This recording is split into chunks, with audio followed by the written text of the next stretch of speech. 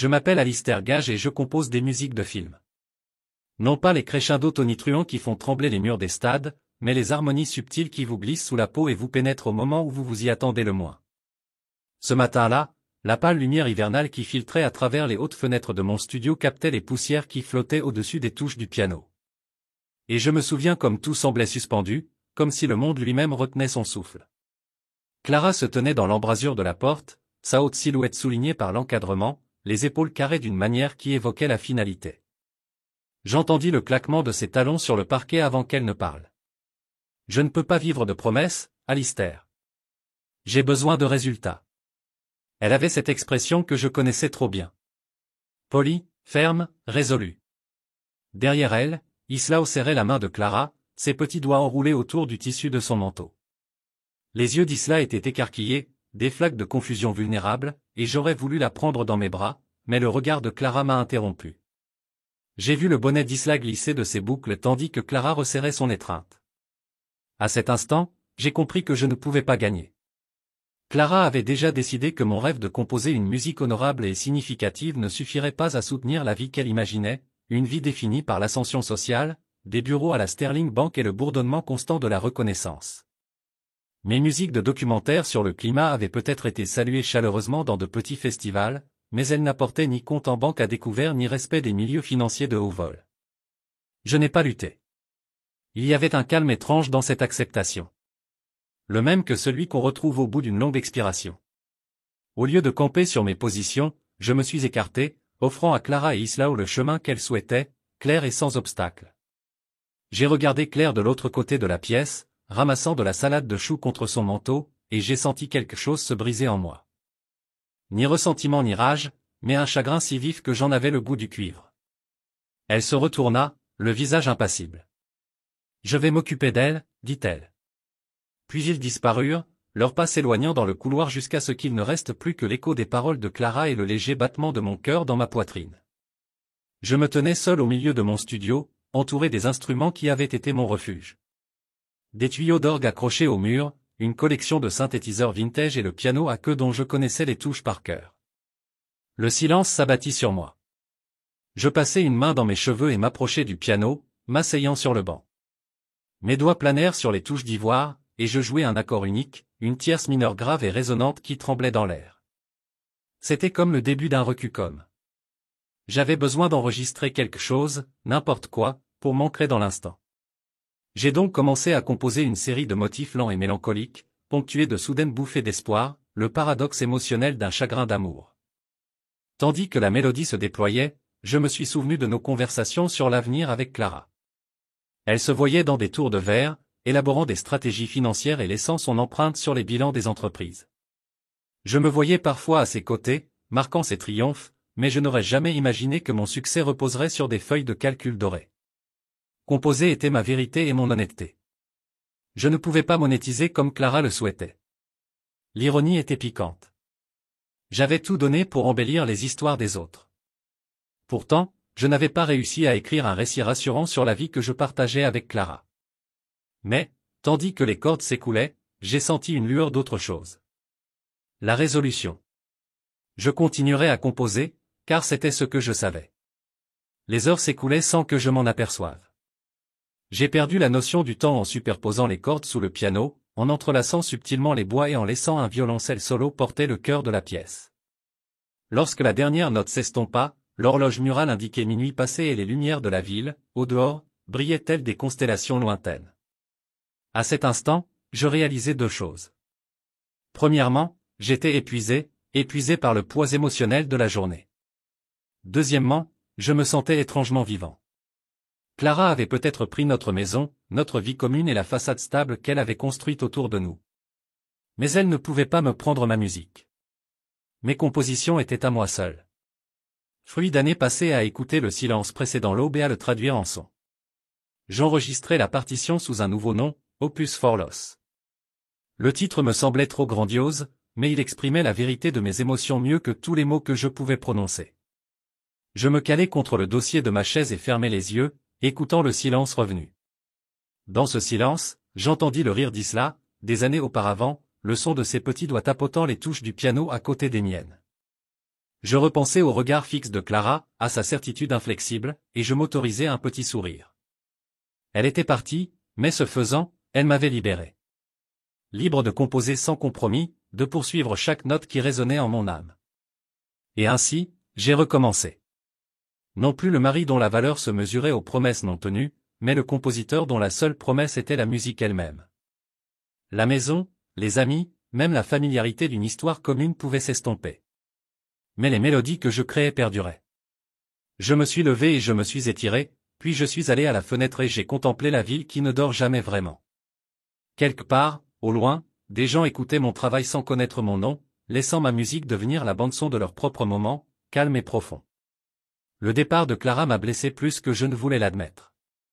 Mais alors que la nuit s'installait autour de moi, j'ai senti quelque chose d'autre s'agiter. L'espoir, telle une note unique suspendue dans l'air, attendant de s'épanouir en une symphonie. Après le divorce, j'ai troqué notre spacieuse maison en grès brun de Brooklyn Heights contre un loft exigu d'une chambre en centre-ville, vestige industriel aux briques apparentes, haut au plafond et aux fenêtres si hautes qu'elles encadraient l'horizon comme un tableau vivant. L'espace contenait à peine mon piano à queue. Son couvercle raclait les conduits métalliques dès que je l'ouvrais de plus de 2 centimètres. Mais l'étroitesse ne me dérangeait pas, car dans cette pièce étroite, le silence m'entourait, m'éclaircissant l'esprit comme l'écho creux d'une maison vide ne le ferait jamais. Dormant sur un futon au pied du piano, j'ai appris à distinguer le rythme de ma propre respiration du bruit lointain des sirènes de Clinton Street. À 2 heures du matin, quand la ville faisait claquer ses tuyaux, j'ouvrais le couvercle du piano et jouais des accords mineurs jusqu'à ce que le tumulte extérieur se dissipe pour laisser place à une sorte de paix. Clara, en revanche, gravit les échelons à la Sterling Bank avec une précision qui ne laissait aucune place au doute. Je lisais de temps en temps un titre dans le Wall Street Journal. Sterling Bank nomme Clara Gage vice-présidente régionale ou étoile montante de Sterling Bank prête à occuper le poste de directrice financière. À chaque promotion, je l'imaginais entrer dans des salles de conseil plus importantes et affichant un sourire d'acier à des collègues qui ne la connaissaient que par son titre raffiné. Elle vivait la réussite classique que j'avais toujours pensé partager, sauf qu'elle avait un co-auteur différent. Quant à notre fille, Isla, elle oscillait entre ces deux mondes. Les week-ends dans mon loft, où elle apprenait à dessiner des notes de musique à côté de mes portées, et les jours de semaine dans la maison de ville immaculée de Claire, où elle troquait ses croquis contre des exercices d'algèbre et des leçons de savoir-vivre. Chaque retour chez moi me donnait l'impression de replonger dans un rêve à moitié oublié. Des papiers tachés de boucles de café, une légère odeur de copeaux de crayon dans l'air et les cordes de mon dernier morceau bourdonnant en arrière-plan. Isla se perchait au bord du banc du piano et demandait « Papa, qu'est-ce que ça veut dire ?» Je souriais et disais « Ça veut dire qu'on est toujours là, à chercher notre chemin, mon tournant est arrivé de manière inattendue, comme une note que j'ignorais avoir écrite. » J'ai composé la musique d'un film indépendant intitulé Broken Rhythm, un documentaire intime sur des personnes à la dérive en quête de sens dans une Amérique qui avait évolué sans elles. La réalisatrice, une jeune femme aux taches de rousseur et à la conviction inébranlable, m'a dit qu'elle avait besoin d'une musique qui lui donne un sentiment de chez soi, même lorsqu'on est perdu. J'ai travaillé 20 heures par jour pendant des semaines, superposant des arpèges de piano à des cuivres lointains, entremêlant des percussions subtiles qui imitaient le pouls des battements de cœur et des roues du métro. Lors de la première du film à Sundance, le public était assis dans une obscurité silencieuse. Et tandis que le générique défilait, il s'attardait sur mon nom, Alistair Gage, compositeur. Mon cœur battait la chamade. Le buzz s'est répandu. Des festivals indépendants à Toronto, Berlin, et peut construire un rythme brisé comme le film qui a résonné grâce à sa bande-son soul. Puis est arrivé l'appel dont je rêvais en secret, une invitation à la cérémonie des Oscars. Je me suis envolé pour Los Angeles, vêtu d'un smoking de location qui ressemblait à un costume, et perché sur un tabouret en coulisses, attendant mon heure. Lorsqu'ils ont annoncé la meilleure musique originale et que je suis monté sur scène, les lumières m'ont aplati jusqu'à me réduire à une silhouette. Ma voix tremblait tandis que je remerciais mes collaborateurs, ma famille, Clara et Isla, bien que Clara ne fût pas là, dans la ville qui m'avait appris à entendre la beauté et les choses brisées. Dehors, les flashs des paparazzis explosaient comme des feux d'artifice, et j'ai réalisé à quel point j'avais quitté ce loft d'une chambre. L'Oscar a tout changé, même si j'ai conservé ma vie aussi inchangée que possible. Je suis retourné à Brooklyn et j'ai signé l'acte de propriété d'un nouveau studio.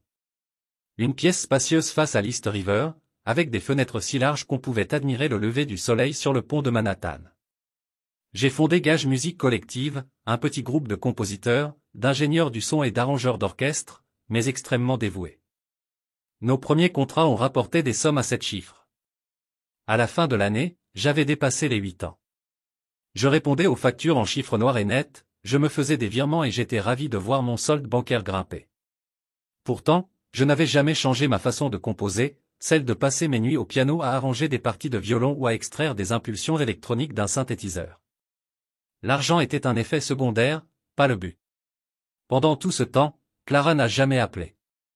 Pas de texto de félicitations après l'Oscar, pas d'enveloppe estampillée du logo de Sterling, pas d'invitation à prendre la parole à un déjeuner de banque, pas de demande de réviser sa berceuse préférée pour Isla.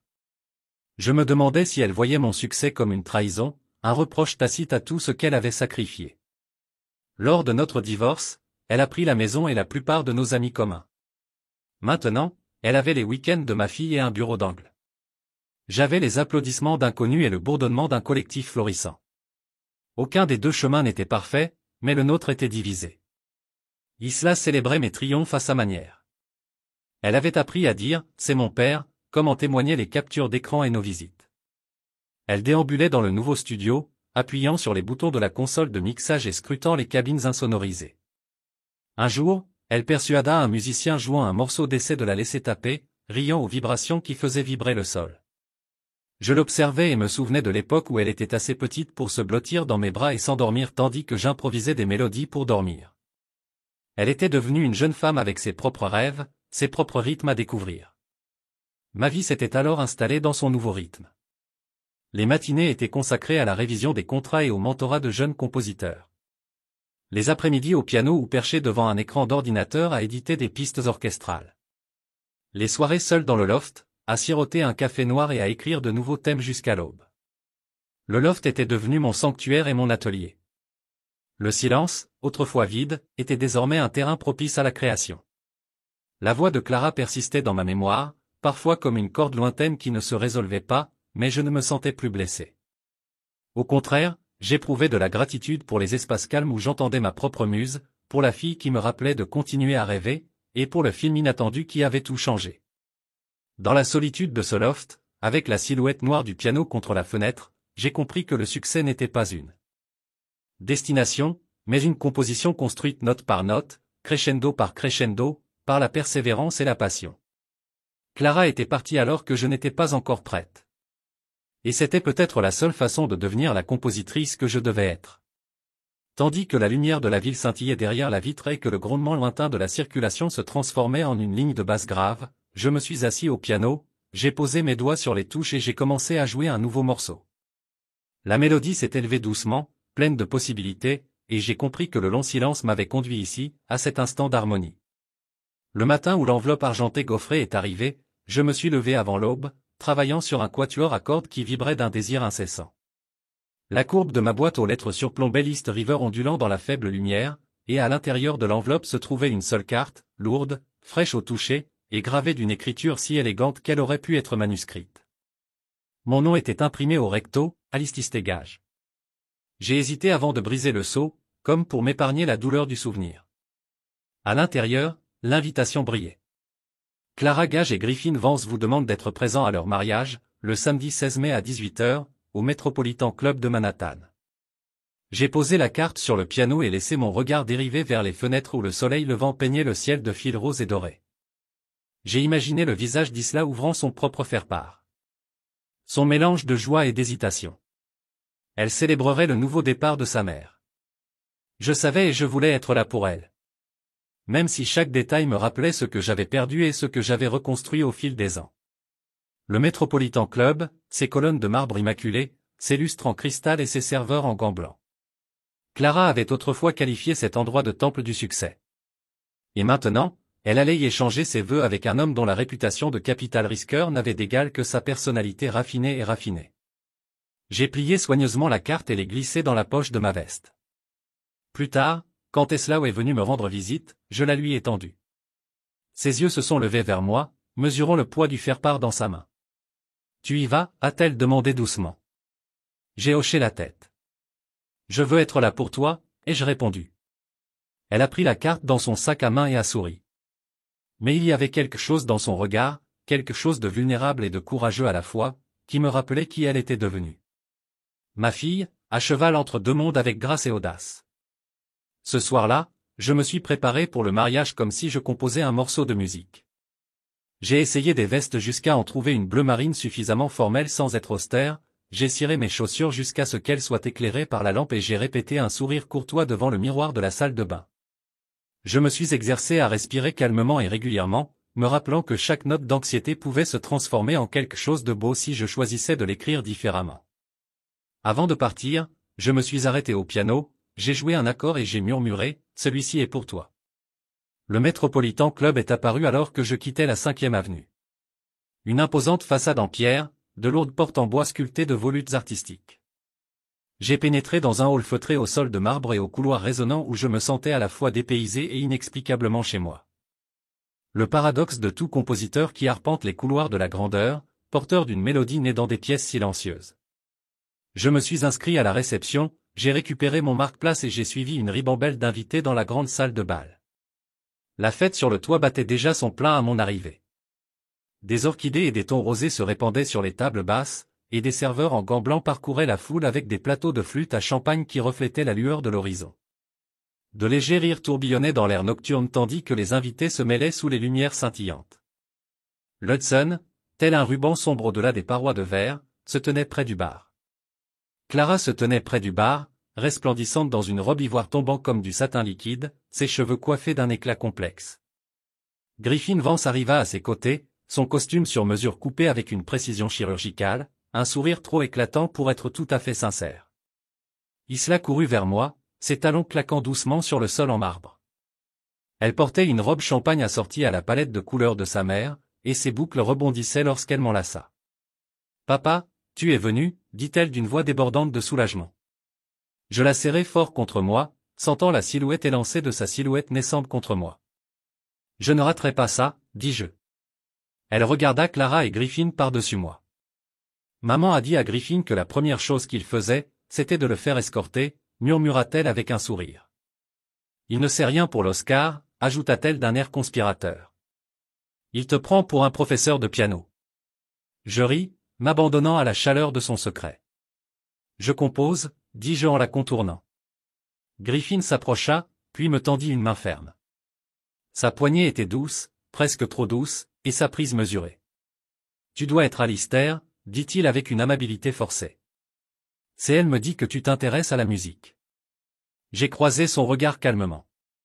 J'ai composé des musiques de films, répondis-je avec un sourire plus sincère que n'importe quelle poignée de main professionnelle. C'est elle se tenait juste derrière lui, les lèvres pincées dans ce que je supposais être des encouragements. Il a écrit quelques musiques. Intervint-elle vivement. Elle observa ma réaction tandis qu'elle minimisait mes exploits. Et à cet instant, je reconnus le début d'une performance qui avait mis 2 décennies à se construire. Sa vie aux lignes épurées et aux récits maîtrisés contrastait avec mon univers d'inspiration incessante. Je jetai un coup d'œil à Ella, dont le regard exprimait une malice. Griffin se pencha plus près, son souffle légèrement teinté d'eau de Cologne et d'ambition. « J'espère que vous me pardonnerez si je n'ai pas les moyens de m'offrir un Oscar, » murmura-t-il d'une voix suffisamment basse pour que je sois la seule à l'entendre. La remarque fut brève, mais elle fit mouche. Je haussai un sourcil et soutins son regard. « Je pense que vous découvrirez qu'il y a des choses plus précieuses que les récompenses, » dis-je d'une voix assurée. Un serveur nous offrit du champagne et j'acceptai une flûte, sentant son pied frais se coincer entre mes doigts. C'est elle sourit, inconsciente de la tension qui montait en elle. Je soulevai le verre et hochai poliment la tête. À de nouveaux commencements, dis-je, ces mots ayant pour moi plus de poids que quiconque dans cette foule ne pouvait comprendre. Griffin fit écho au toast avec une luminosité forcée, et les yeux de Clara scintillèrent d'une lueur que je ne pus déchiffrer. Regret, appréhension, ou peut-être une légère pointe de nostalgie. À mesure que la soirée avançait, je me suis retrouvé parmi les groupes d'invités, recueillant murmures de félicitations et rires polis. Pourtant, mon attention restait concentrée sur l'interaction entre Clara et Griffin. Leurs sourires maîtrisés, leurs murmures partagés, les regards occasionnels qu'ils me lançaient comme pour tester mes progrès. Les musicologues présents à la fête débattaient des mérites du silence et du son. Les banquiers d'affaires spéculaient sur la prochaine action de la Sterling Bank. Et moi, Alistair Gage, compositeur de Kiescore, je me tenais au milieu d'un bruit que j'avais autrefois trouvé assourdissant. Lorsque le quatuor à cordes a entamé la marche nuptiale, j'ai ressenti un calme inattendu. Les mélodies se sont élevées et Clara a marché dans l'allée vers Griffin. Chaque pas mesuré, chaque note du quatuor soulignait sa confiance soigneusement préparée. J'ai vu la main d'Islao se serrer autour de la mienne avant le début de la cérémonie.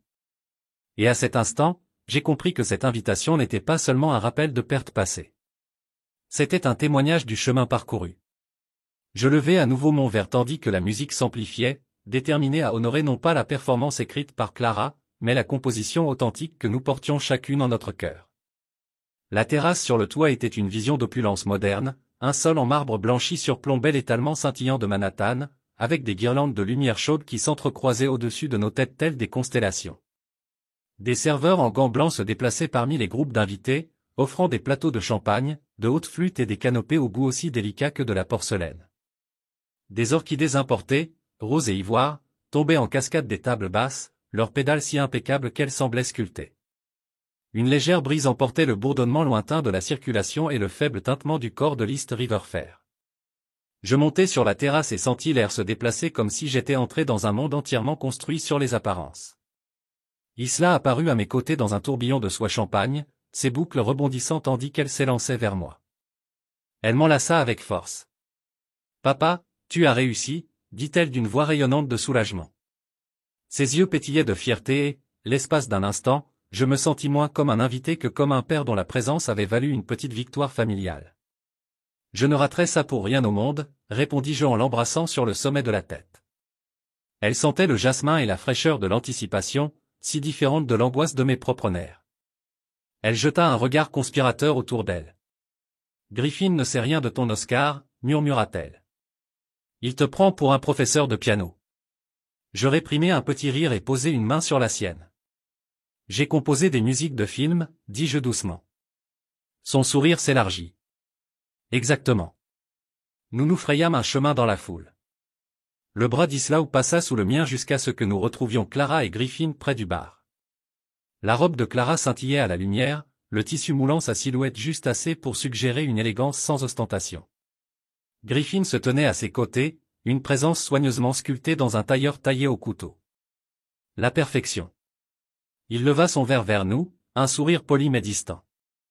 J'ai levé le mien en retour, remarquant la légère trace de rouge à lèvres sur le bord, un petit défaut dans ce tableau de perfection. « Elle a l'air très adulte », dit Griffin d'une voix douce comme la pierre polie. Il me tendit la main en guise de présentation. Je la pris et sentis la fermeté fraîche de sa prise. Sa paume était légèrement moite, trahissant le calme acquis de son personnage public. « Elle est mon monde », dis-je avec un sourire poli. Clara se tenait derrière nous d'une manière qui suggérait à la fois fierté et prudence. Sa posture impeccable, son expression un masque de contentement posé.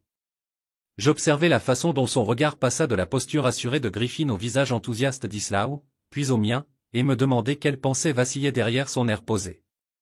Un quatuor à cordes commença à jouer non loin, une version chantante du canon de Pachel, et les invités se tournèrent vers l'allée improvisée. Clara retira sa flûte de champagne et il posa ses deux mains sur sa taille. Griffin s'éclaircit la gorge et la guida vers le centre de la terrasse, où un officier attendait avec un petit podium orné de roses blanches.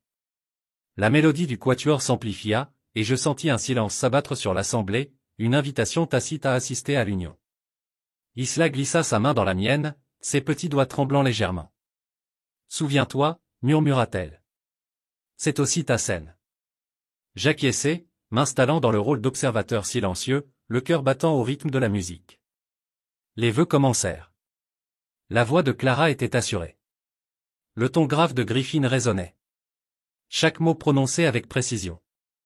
Je remarquai le subtil échange de regards entre eux. La synchronisation de la pratique, née d'une ambition partagée plus que d'une histoire d'amour. Tandis que Clara parlait d'amour et de partenariat, je repensais à la porte de mon ancien studio lorsqu'elle avait dit qu'elle avait besoin de résultats, pas de promesses. À cet instant, je compris à quel point nos définitions du partenariat avaient changé. Lorsque Griffin déclara « J'ai promis d'assurer la stabilité, de protéger, chérir », je sentis une tension familière m'envahir. C'était la même tension que j'avais ressentie en le voyant tendre à Isla le carton d'invitation avec un vernis de chaleur qui masquait la possessivité. Je résistais à l'envie de me lever et de l'interrompre, de lui rappeler que la prévoyance ne se mesure pas seulement en termes financiers, mais aussi en dévouement à l'art et en compréhension du rythme cardiaque d'un enfant sous un solo violent. Tandis que Clara répétait ses propres promesses de soutenir ses ambitions et de le soutenir dans chaque aventure, je perçus une lueur de regret dans ses yeux, aussi vive qu'un frisson. Peut-être percevait-elle la dissonance entre leurs déclarations écrites et les accords d'authenticité qui se cachaient sous-jacents. Car quelques secondes plus tard, lorsque l'officier les déclara mari et femme, et que le quatuor entama une marche triomphale, le sourire de Clara s'évanouit avant qu'elle ne lève son visage vers lui pour l'embrasser. Les applaudissements retentirent comme un fracas de 1000 symboles et je me laissai emporter par le mouvement de la célébration. Les flûtes de champagne tintèrent et les invités se levèrent. Leur siège pour chuchoter des félicitations. J'ai regardé Clara s'éloigner de Griffin et saluer ses invités, sa grâce intacte, mais je pouvais encore percevoir la vague ondulation d'un trouble. Plus tard, je me suis retrouvé au bord de la terrasse surplombant les lumières de la ville, la lune se déposant sur les gratte-ciel. Mon verre était lourd dans ma main. Griffin m'a rejoint, adossé au ballast en pierre. Il m'a adressé un demi-sourire. « Vous appréciez la vue » a-t-il demandé. J'ai regardé l'horizon, puis je l'ai regardé. « C'est magnifique » ai-je dit. Mais parfois, ce sont les notes invisibles qui rendent la musique digne d'être entendue. Il m'a jeté un coup d'œil, les sourcils levés. Des notes invisibles. J'ai pris une gorgée de champagne et j'ai croisé son regard. Oui, ces moments de vérité entre les lignes. Mes mots ont atterri entre nous et un défi muet. Il s'est raidi, puis a incliné la tête et a hoché la tête. Point de vue intéressant d'un professeur de piano. J'ai posé mon verre et lui ai fait face. Les lumières de la ville dansaient sur ses traits anguleux, les projetant. Soulagé. Je compose des musiques de films, dis-je d'une voix calme mais ferme. Parfois, il gagne des Oscars. Ses yeux se plissèrent un bref instant avant qu'il ne masque son geste sous un sourire poli. Eh bien, félicitations, dit-il. Je suis sûr que votre travail est remarquable. J'acquiesçai et me tournai vers l'horizon, laissant l'air frais de la nuit emplir mes poumons. Le rire d'Isla s'échappa de l'intérieur tandis qu'elle tapait son propre rythme sur le sol de marbre avec une amie. La voix de Clara s'éleva dans une conversation joyeuse avec les membres de sa famille. Et quelque part au-delà du balcon, l'Hudson murmurait son courant régulier. À cet instant, je réalisai que ce toit, si parfait dans son vernis, était construit sur des mensonges aussi soigneusement arrangés qu'une fausse corde. Pourtant, sous les surfaces polies, la vérité se frayait toujours un chemin à travers les coutures. Je pris ma coupe de champagne, la levai vers la ville et pris une lente gorgée, posée. L'acidité froide sur ma langue me rappela que l'authenticité, une fois goûtée, est impossible à oublier, comme une mélodie qui l'ambiance perdure longtemps après la fin du spectacle. On m'installa à une petite table ronde nichée dans un coin près des toilettes, un endroit stratégique qui ressemblait plus à un exil qu'à une hospitalité. La nappe en lin était raide et amidonnée, brodée d'un motif complexe de vignes dorées qui reflétait la lumière du lustre. Mon verre de vin, encore à moitié plein d'un bordeaux discret, portait une légère trace de rouge à lèvres cramoisies sur le bord, témoignage silencieux du départ précipité de quelques invités précédents. Le parfum des roses importées, imaginai-je, se mêlait à celui plus prononcé de l'alcool et du parfum, créant un bouquet lourd qui bouillonnait dans ma poitrine à chaque inspiration. J'inspirais lentement, me rappelant que cette soirée était autant une question de patience que de performance. Jason Mercer, le frère cadet de Clara et l'un des rares alliés qui me restaient dans ce drame familial, se glissa à côté de moi. Il portait un smoking sur mesure qui semblait confortable uniquement parce qu'il le possédait depuis des années. Son sourire était amusé. Conspiratrice, comme quelqu'un qui connaît la chute secrète d'une blague que personne d'autre n'a entendue. Griffin s'est vanté de sa promotion. Il chuchota en désignant d'un signe de tête le centre de la salle de bal où Clara et Griffin riaient au milieu d'un groupe d'admirateurs. Sa voix était basse et sèche, un sarcasme sec qui en disait long. Il dit qu'elle passe enfin du statut d'artiste affamé à celui d'épouse trophée de financier sérieux. J'ai levé mon verre et pris une gorgée mesurée, laissant la chaleur du scotch se répandre dans mes veines. Je n'ai pas répondu à Jason, car il n'y avait rien à dire. Les mots étaient inutiles quand l'atmosphère elle-même portait les pics. Le tintement découvert sur la porcelaine, les conversations feutrées, la musique d'ambiance endiablée. Tout cela formait une bande-son plus perçante que la critique la plus acerbe. Autour de moi, les invités ont levé leurs verres, murmuré « Félicitations » et se sont penchés sur les notes saccadées du quatuor à cordes. Pourtant, La tension qui émanait de la table de Griffin semblait vibrer au rythme de la musique, un courant de menaces sous des applaudissements polis. J'observais mon reflet dans la surface polie de la décoration centrale en laiton. À la lueur des bougies, mon visage paraissait à la fois calme et creusé, comme sculpté par l'expérience plutôt que par la jeunesse. Je parcourus les rides subtiles autour de mes yeux, celles qui s'accentuent lorsque le rire et la tristesse se mêlent, et me demandai comment Clara réagirait si elle me voyait maintenant. Regretterait-elle d'avoir échangé nos imperfections communes contre ce vernis stérile de réussite? Ou resterait-elle aveugle au fait qu'une émotion authentique ne peut être exprimée et balayée? Un serveur s'approcha et remplit mon verre avec une discrétion tacite. Je hochai la tête en guise de remerciement, sentant le niveau du vin se stabiliser autour du pied. Mon regard traversa la salle jusqu'à Griffin, qui s'était glissé sur les petits dés dressés pour les discours. Le quatuor termina son morceau, et le bruit ambiant de la salle s'apaisa tandis que les invités se tournaient vers lui. Griffin leva le micro, la posture droite et assurée.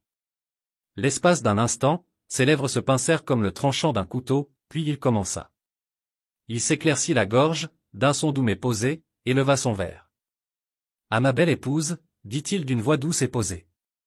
Clara, tu as été l'étoile qui a guidé ma vie. » Un rire poli résonna autour de lui, et il marqua une pause, laissant la flatterie s'apaiser. « Mais ce soir, poursuivit-il, je veux porter un toast à quelque chose de plus que la beauté. Je veux porter un toast à la substance, car dans mon monde, la substance repose sur la stabilité et les chiffres, et non sur des fantasmes qui courent après les arcs-en-ciel et s'évanouissent au premier signe de difficulté. » Une vague d'indignation parcourut la foule, si faible qu'elle aurait pu être imaginée. Avant la politesse, des applaudissements suivirent. Je sentis la chaleur me monter au cou en voyant le regard de Griffin se fixer sur le mien. Ses yeux se rétrécirent juste assez pour que ce soit personnel. « Certains hommes restent coincés dans leurs rêves, dit-il d'une voix basse mais audible. Ils poursuivent des mélodies ou des images de peinture, espérant qu'un jour le monde rattrapera leurs illusions. Mais les vrais hommes, les hommes qui construisent des futurs, choisissent des fondations plutôt que des fantaisies. » Il leva à nouveau son verre. Un écho moqueur de son précédent s'épanouir. Pour les fondations, il a déclaré. Le silence est tiré pour un battement de cœur. Puis les applaudissements polis ont rempli la salle de bal. Les invités ont applaudi, soulevant leurs lunettes à l'unisson. J'ai retenu mon souffle, résistant à l'envie de lancer ma chaise sur la piste de danse. Au lieu de cela, j'ai pris une gorgée lente de mon scotch, goûtant le chêne amer et la faible fumée de pète. La chaleur apaisait la piqûre d'humiliation, me rappelant que j'avais construit ma propre fondation. Une de persistance tranquille, de notes qui ont résonné dans les théâtres vides et dans le cœur d'étrangers qui ne connaissaient pas mon visage. Jason se pencha, voix basse. « Il signifie vous » a-t-il dit, hochant la tête à Griffin encore en vert. Son ton était à la fois de la sympathie et du défi. Mais il n'en connaît pas la moitié. Je lui ai offert un sourire serré, appréciant sa loyauté. Et pourtant, j'ai compris. Loyauté envers ce qui est de la fidélisation. Le quatuor a commencé sa prochaine pièce. Où les cordons serpentaient comme des rivières, pas le coup de projecteur où chaque imperfection a été amplifiée. Mais je suis resté enraciné dans mon siège, un spectateur pour sa perte. Lorsque la musique a gonflé, j'ai pris une gorgée finale et posé le verre avec une résolution silencieuse. Le cliquetis des fourches contre les assiettes, le bruissement de la soie et du taffida, le bourdonnement modéré de la conversation, ils se sont tous mélangés dans une cacophonie de bruit de fond qu'aucune composition ne pouvait apprivoiser. Pourtant, dans cette clameur, j'ai entendu une note solitaire, un seul ton inébranlable qui s'élevait au-dessus du reste. C'était la résonance de la vérité que l'art, l'émotion et l'authenticité endurent lorsque les promesses creuses et les pièces de pouvoir se sont tombées dans le silence. Je me tenais, lissant le revers de ma veste et attire l'œil de Jason. Il se leva avec moi, offrant un bref haussage de la solidarité. Ensemble, nous nous sommes éloignés de la table, laissant derrière lui le vitrage du rouge à lèvres et les cordes de rire forcé. Le bruit de la pièce s'est fermé derrière nous, mais j'ai porté la clarté de cette seule note en avant et ancre dans un monde qui a essayé de noyer l'honnêteté avec sa propre clameur. Et comme je me dirigeais vers le centre de la salle de bal, prêt pour tout ce qui est venu ensuite, j'ai compris que parfois la musique la plus profonde est née de l'espace entre les sons, le silence qui suit une tempête d'applaudissements. Plus tard, alors que les rires et les lunettes fraudées tourbillonnaient autour de moi comme un rêve à moitié rendu, je me suis éloigné de la salle de bal principale et je me suis dirigé vers le bar. Le sol en marbre sous le pied brillait dans la lumière douce, et l'odeur précise des esprits renversés se mêlait au parfum doux des roses révolues. Mon pouls a toujours palpité du dénonciation publique de Griffin, sa tribu de régime sur les rêveurs et les fournisseurs, mais j'avais appris au fil des ans que le seul antidote à l'humiliation était le sang-froid. Je marchais avec un calme délibéré, des épaules en arrière, je regarde régulièrement, jusqu'à ce que je trouve le comptoir en acajou poli et j'ai glissé sur un tabouret. Le barman, sentant mon besoin de discrétion, m'a versé un scotch soigné sans aucun doute. J'ai soulevé le verre sur mes lèvres, savourant la brûlure de pet et oak. La chaleur s'est propagée à travers moi, attachant une confiance tranquille. Je n'étais pas l'homme que Griffin pensait que je suis, le rêveur sans but perdu dans les mélodies, le genre qui se flétrait sous mépris de l'entreprise. Non, j'étais l'architecte de ma propre fortune, le compositeur dont la persistance tranquille avait donné une entreprise à 7 chiffres et un trophée Oscar reposant sur mon étagère de studio. Griffin n'avait aucune idée du portefeuille que j'ai construit dans les ombres, les biens fonciers, les droits de redevance, les revenus de production, l'argent qui a coulé dans mes comptes comme une rivière stable qu'aucun banquier ne pouvait sacrifier.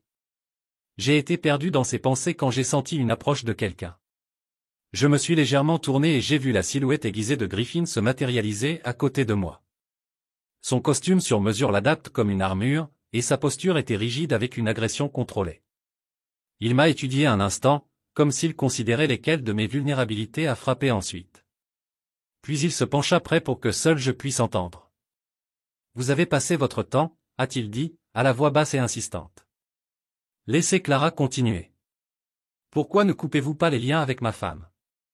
La possessivité dans ces mots a été plus graduée contre moi que l'arrogance ne pouvait jamais. Ma femme, j'ai écho doucement, laissant la question pendre entre nous. Sa mâchoire se serra. Tu sais ce que je veux dire, claqua-t-il, essuyant une goutte de condensation de son verre. Vous et Clara, votre chapitre est terminé. Lundi, rendez-le officiel. Coupez les liens. Arrêtez de confondre cela. J'ai étudié ses yeux, froids et calculants. Dans ce regard, j'ai vu tout ce que j'avais laissé. Mon petit studio a pris en sandwich entre les magasins de disques et les kiosques de café. Les premiers matins passaient seul au piano, amadalisant des harmonies fragiles en fleurs. La nuit a passé des confirmations de paiement pour évaluer les comptes de collection de musique. Griffin a supposé que j'étais une dérive, attendant le pardon de Clara, espérant la réconciliation. Si seulement il savait. Je mets mon verre sur la barre et acquiesça une fois avec croustillant. Vous avez raison, dis-je, la voix calme mais ferme. Les yeux de Griffin s'écarquillèrent pendant un instant, un scintillement de triomphe dansant là-bas. Je le ferai, continuai-je. Il laissa échapper une bouffée de soulagement, redressant de la satisfaction. Merci, marmonna-t-il, reculant comme si notre conversation était une affaire conclue. Il n'a pas remarqué le fantôme d'un sourire tire sur mes lèvres. MD alors, a-t-il dit avant de se tourner sur son talon et de disparaître dans la foule. Je l'ai regardé partir, puis j'ai soulevé mon verre et j'ai pris une longue avalée. Le scotch m'a fondé, m'a rappelé le sol que j'avais construit sous mes pieds. Lundi, j'ai chuchoté dans la pièce vide. Le mot résonnait comme une promesse, mais la promesse n'était pas de Griffin. C'était pour moi. Mon esprit a couru alors que je calculais les étapes que je prendrais une fois lundi. Une orchestration prudente des manœuvres financières qui laisserait les coffres de la banque de Sterling de 700 millions de dollars.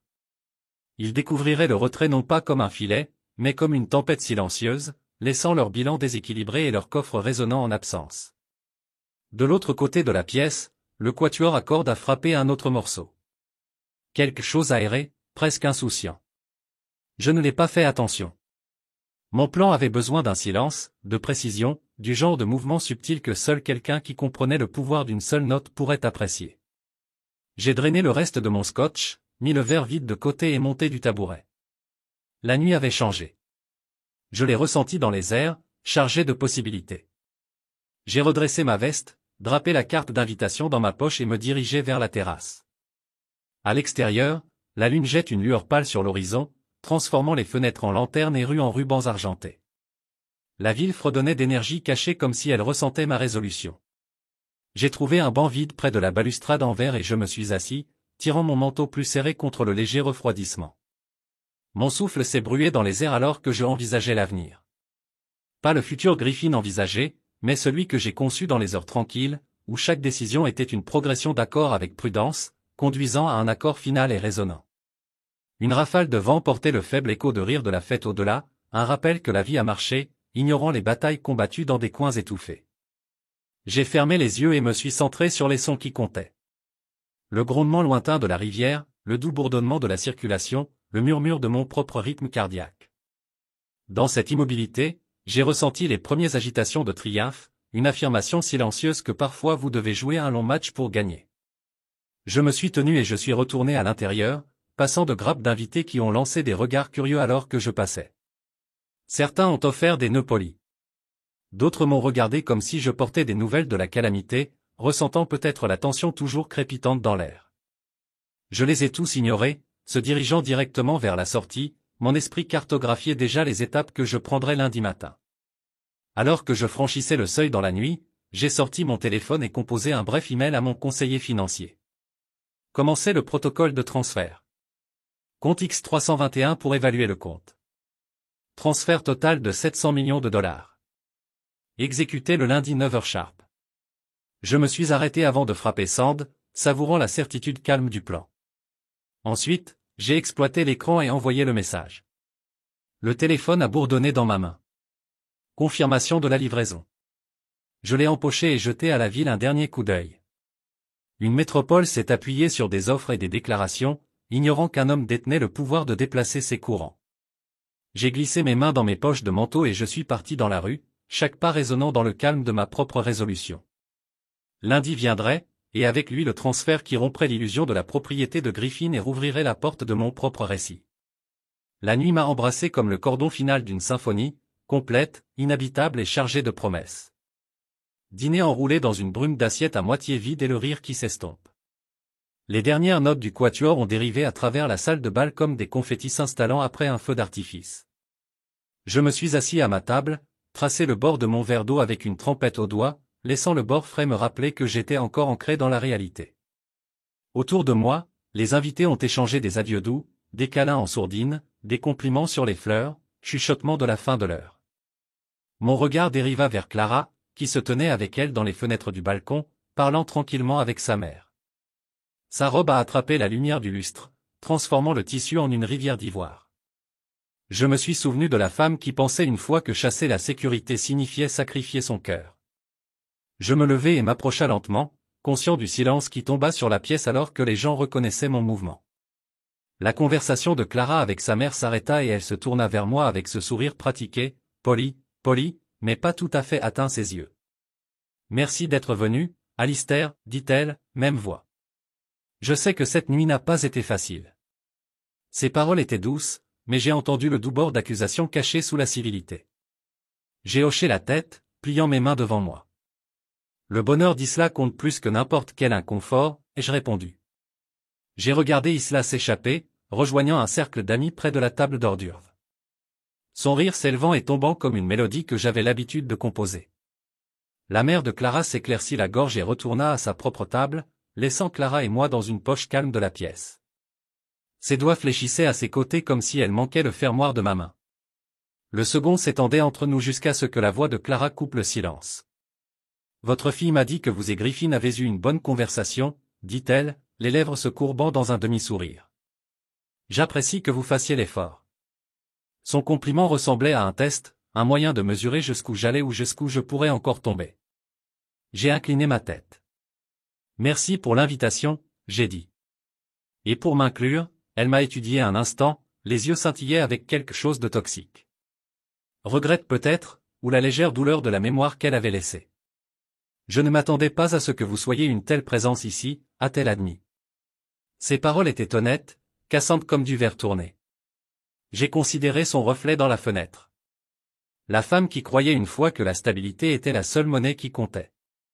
J'ai construit une vie, dis-je tranquillement. Un succès. Je n'avais pas besoin de vous prouver quoi que ce soit, Clara. Ma déclaration a atterri entre nous, chargée d'années de frustration tacite. Les épaules de Clara s'affaissaient imperceptiblement, comme si elle réalisait le vide des promesses qu'elle a autrefois embrassées. Avant qu'elle ne puisse répondre, la voix de Griffin se leva en arrière-plan, attirant l'attention. La foule s'est séparée alors qu'il montait sur une petite plateforme, souleva un verre et s'éclaircit la gorge. Sa posture était rigide avec confiance. Un acteur qui savait exactement quand projeter l'autorité. Amis et famille, a commencé, la voix résonnante. Ce soir, nous avons célébré l'amour et le partenariat. Mais il y a quelque chose que je crois à dire. Les murmures ont percuté les invités. Je me suis penché en avant. La curiosité a culminé. Nous vivons dans un monde où les actions parlent plus que les mots, a poursuivi Griffin, le regard balayant la pièce jusqu'à ce qu'il atterrit sur moi. Et parfois, il faut choisir entre la fantaisie et la réalité. Un silence est tombé. J'ai regardé le visage de Clara se resserrer, sa lèvre trembla pour le plus bref instant avant de se composer. Griffin s'arrêta, le silence gonflant comme un cordon tiré. Certaines personnes rêvent, a-t-il dit, la voix a délibérément lancé. D'autres fournissent. Son regard a rencontré le mien, sans clignoter, et j'ai senti le poids de chaque mot méprisant qu'il avait prononcé ce soir-là, s'installe comme des pierres dans ma poitrine. Les invités ont applaudi, des acclamations incertaines qui ont brossé les bords de la pièce. Des verres à 20 tapissent ensemble et des fourches encore en plein air. J'ai pris une respiration, imaginant la cadence régulière du rythme cardiaque de ma fille dans la pièce voisine, l'insistance constante de la vérité se pressant contre le vide. Je me suis levé de ma chaise, l'attention de la pièce qui pivote vers moi. J'ai soulevé mon verre, sentant sa tige fraîche et rassurant entre mes doigts. Bien dit, Griffin, déclarai-je, la voix suffisamment résonnante pour traverser le silence. Et dans l'esprit de subvenir aux besoins de ceux d'entre nous qui comprennent sa vraie signification, j'ai une annonce. L'invité s'est penché en avant, forge oubliée, je me suis entraîné sur la plateforme. Les lèvres de Clara se sont séparées en choqué. Lundi matin, j'ai poursuivi, la voix stable. Je fermerai mon compte de 700 millions de dollars à Sterling Bank. Le silence qui a suivi était absolu, si complet, il a été appuyé contre les mèches, les galets illicites et les galets de Sprenay et les galets de plus en plus. Savourez le moment où la façade a craqué la façade. Murmure, les mots en cascade comme des dominos. Tremblant alors qu'elle atteignit le bras de Griffin. Je me suis retourné et je suis parti, l'écho de mes pas marquant la fin de la performance. La musique a repris tout autour de moi. Dîner ramassant des fourchettes, des serveurs remplissant des lunettes. Mais dans ce silence fracturé, j'ai entendu l'accord le plus doux de tous, tout comme jouer sur les cordes de la vérité. La flûte de champagne de Clara s'est glissée de sa main et s'est brisée sur le sol en marbre. Les éclats de cristallin se dispersent comme des promesses ratées. Le cri de verre brisé a perforé le silence stupéfait, et à ce moment, la pièce semblait inclinée sur son axe. Les invités qui seulement quelques secondes auparavant avaient offert des applaudissements polis haletaient maintenant, les mains volant vers la bouche, les visages drainés de couleur. Le sang-froid de Griffin s'est également brisé. Sa posture, autrefois une forteresse de l'arrogance, s'est effondrée dans l'incrédulité. Je l'ai regardé avancer, les yeux flamboyants. Mais la main de Clara sur son bras, l'arrêta, ses doigts tremblants comme si elle craignait qu'il puisse frapper. Moi je n'ai ressenti aucun triomphe pour la malveillance à ce moment-là, seulement une conviction sereine qu'une vérité une fois parlée doit être vécue. Je me suis éloigné du dais, chaque pas en résonnant sur les carreaux de marbre comme un battement de tambour marquant un tournant. La musique du quatuor trébuchait dans une pause maladroite avant que le violoniste ne reprenne avec une grâce hésitante, comme si elle avait peur de déranger l'atmosphère chargée. La mère de Clara planait au bord de la foule, un choc gravé dans chaque ligne de son visage, tandis que Jason se tenait derrière moi, les épaules fixées comme un bouclier. Et là, pâle et large, agrippa mon bras, son petit cadre tremblant. À cet instant, j'ai réalisé le coût de ma déclaration. Ce n'était pas seulement les soldes bancaires et la réputation en jeu, mais le sentiment de sécurité de notre fille. Je me suis penché et j'ai brossé un fragment de verre de sa chaussure, rencontrant son regard avec un sourire stabilisant. C'est bon, Isla. J'ai chuchoté. Bien faire les choses. Autour de nous, l'invité a commencé à murmurer des rumeurs. Est-ce qu'il le quitte? Quoi Sterling Bank fera-t-il? Les serveurs ont reculé avec des plateaux polis, attention à éviter de perturber l'immobilité fracturée. Griffin s'avança à nouveau, la voix serrée. Alistair, vous ne pouvez pas faire ça, a-t-il dit, chaque mot est rasé avec une colère et une panique à parts égales. Vous ruinerez la carrière de Clara. Vous ruinerez notre famille. J'ai regardé Clara alors, sa posture rigide comme si elle pouvait fuir. Et je me souviens du jour où elle m'a quitté, traînant Isla dans un monde mesuré par des bénéfices au lieu de la passion. Mon cœur se serra pour elle, pendant les années qu'elle a passées à chasser la stabilité pendant que son cœur se flétrit. Mais la pitié ne m'a pas influencé. Je ne te fais pas ça, Clara, dis-je, la voix douce mais inflexible. Je le fais à cause d'eux. Les yeux de Clara ont brillé de larmes alors qu'elle reprenait un haleine tremblante. Pourquoi ne m'as-tu jamais dit à quel point tu as réussi? Restait. Adagio bas et triste qui semblait approprié pour le démêlage scène. Clara couvrit son visage avec ses mains, les épaules tremblant de sanglots. Le visage de Griffin a rinalisé Crimson, et il avait l'air de parler à nouveau. Mais la main ferme de Jason sur son dos le figa sur place. Le silence a récupéré la pièce, plus lourde maintenant avec le poids de la réalité sans phare. Je me suis agenouillé à côté d'Islao et j'ai placé un bras autour de ses épaules. Sa joue se pencha contre ma poitrine, ses larmes amortissant le revers de ma veste. J'ai caressé ses cheveux en murmurant, « Tu es en sécurité. Je vais toujours vous protéger. » Clara leva la tête, son expression striée en larmes un mélange de regret et de réveil. Elle a fait un pas vers moi, puis s'est arrêtée, l'incertitude se scintillait dans les yeux. « Je suis désolée, a-t-elle dit, la voix petite. J'avais tort de tout ce qui nous a dit. Les condoléances, d'autres personnes à la flexion pour aider à rassembler ses vêtements de verre jetés. » Offert un demi-sourire fragile, et Griffin détourna les yeux, incapable de rencontrer mon regard sur le trottoir.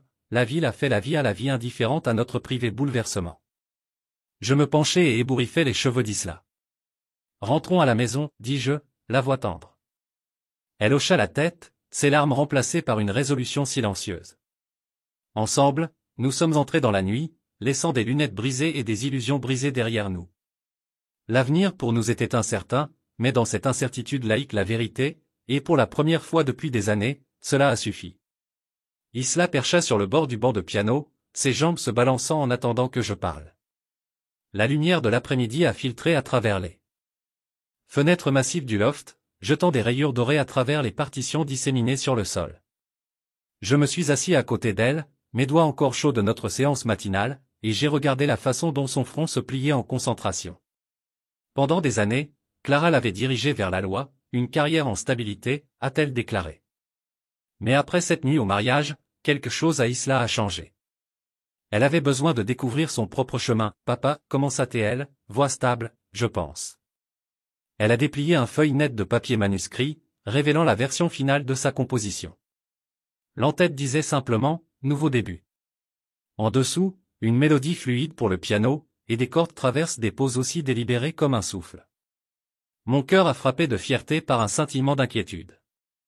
C'était son choix, mais c'était un territoire inexploré. Je ne veux pas aller à la faculté de droit, a-t-elle dit, les yeux brillants. Je veux étudier la production musicale. Je veux construire des scores, pas seulement argumenter les cas. J'ai fermé les yeux et inhalé, dégustant la poussière et l'encre du studio qui était devenu mon monde.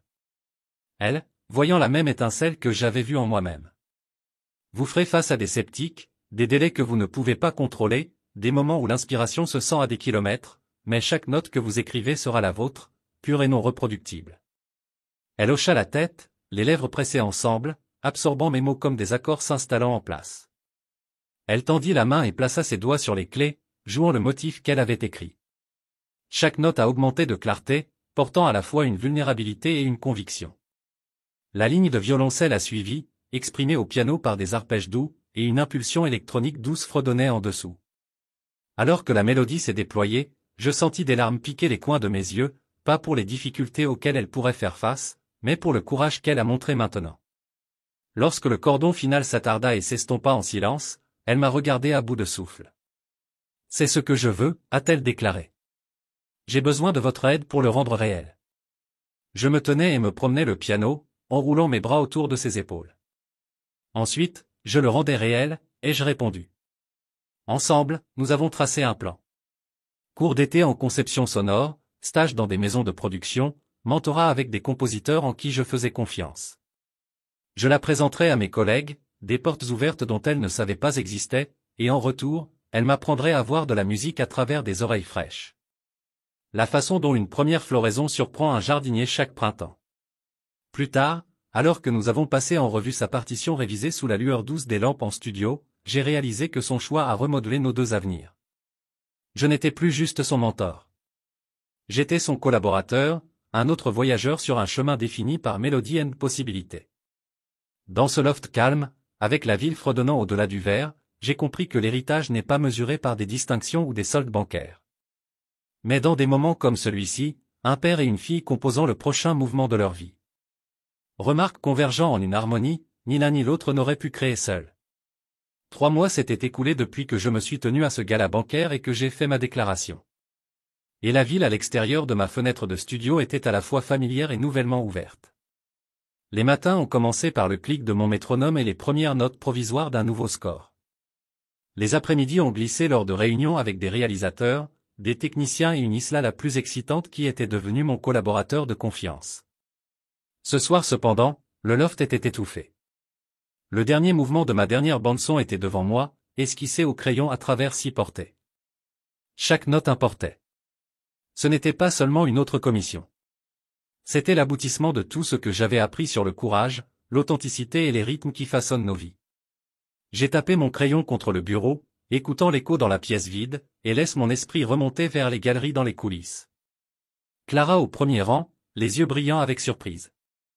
Eslao coupe dans son propre stand, casque, critiquant mon mélange en temps réel.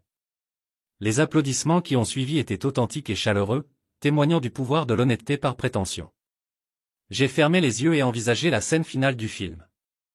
Un père et une fille marchant dans le bras à l'aube, leur silhouette fusionnant avec la lumière du matin. Cette image guiderait le dernier mouvement, un thème ascendant qui a commencé dans les clés mineures mais fleuri dans un accord majeur triomphant. Je suis retourné au piano et j'ai joué la phrase d'ouverture, un motif soupir qui planait entre la mélancolie et l'espoir.